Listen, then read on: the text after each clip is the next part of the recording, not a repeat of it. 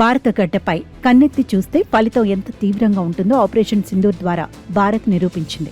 పహల్గాం దాడిలో 26 మంది అమాయక పౌరులను బలి తీసుకున్న ఉగ్రమూకులకు బుద్ధి చెప్పేందుకు ఇండియన్ ఆర్మీ ఆపరేషన్ సింధూర్ చేపట్టింది. మే 7న పాక్పై భారత రక్షణ దళాలు విరుచుకుపడ్డాయి. పాక్ ఆక్రమిత కశ్మీర్లోని ఉగ్రవాద లాంచ్ ప్యాడ్లను భారత క్షిపణులు లక్ష్యంగా చేసుకుని దాడులు కొనసాగించాయి. సరిహద్దుల్లోని పాక్ రక్షణ కట్టడాలు భారత సైన్యం దాటికి పేక మేడల్లా కూలిపోయాయి. ఈ మెరుపు దాడితో పాక్ సైన్యం దిక్కుతోచని స్థితిలోకి వెళ్లిపోయింది. భారత దళాల దెబ్బకు పాకిస్తాన్ ఎంతలా వణికిపోయిందో ఆ దేశ ఆర్మీ చీఫ్ ఆసిమ్ మునీర్ వెల్లడించారు.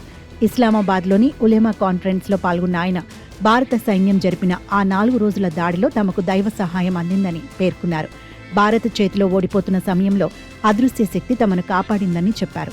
ఆ విషయాన్ని తాము స్వయంగా అనుభవించామన్నారు ఆర్మీ చీఫ్ మునీర్. అంటే భారత సైన్యాన్ని ఎదుర్కోవడం తమ శక్తికి మించిన పని అని, కేవలం దైవ చిత్తం వల్లే తాము బతికి బయటపడ్డామని మునీర్ పరోక్షంగా ఒప్పుకున్నారు. యుద్ధ రంగంలో భారత్ ముందు నిలబడలేక పాక్ ఇప్పుడు మతపరమైన భావోద్వేగాలను వాడుకుంటోంది. పాకిస్తాన్ను 1400 ఏళ్ల క్రితం నాటి ఇస్లామిక్ రాజ్యంతో పోలుస్తూ మునీర్ ప్రసంగించారు.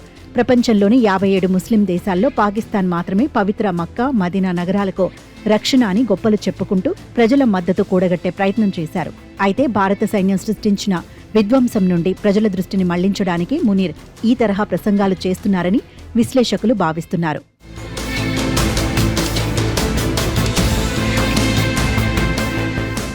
భారత్ వైపు నుండి ఎదురవుతున్న ఒత్తిడి ఒకటైతే, ఆఫ్ఘనిస్తాన్ సరిహద్దులో ఉగ్రవాదం పాకిస్తాన్ను ఉక్కిరిబిక్కిరి చేస్తోంది. తమ దేశంపై దాడులు చేస్తున్న వారిలో 70% మంది ఆఫ్ఘాన్ పౌరులే ఉన్నారని మునీర్ వాపోయారు. తమ పిల్లల రక్తం ఎందుకు చిందిస్తున్నారంటూ ఆఫ్ఘాన్ తాలిబాన్లను మునీర్ నిలదీశారు. అటు భారత్తో పోరాడే శక్తి లేక, ఇటు ఆఫ్ఘాన్ ఉగ్రవాదాన్ని అదుపు చేయలేక పాక్ ఆర్మీ ప్రస్తుతం 2 వైపులా ఇరుక్కుపోయింది. ఏది ఏమైనా ఆపరేషన్ సింధూర్ ద్వారా భారత్ జోలికి వస్తే భూస్థాపితం తప్పదనే సందేశం పాక్కు స్పష్టంగా అర్థమైంది. ఇక పాక్ ఆర్మీ చీఫ్ తమ వైఫల్యాన్ని దైవ సహాయం అని చెప్పుకోవడం ఇప్పుడు సోషల్ మీడియాలో హాట్ టాపిక్గా మారింది.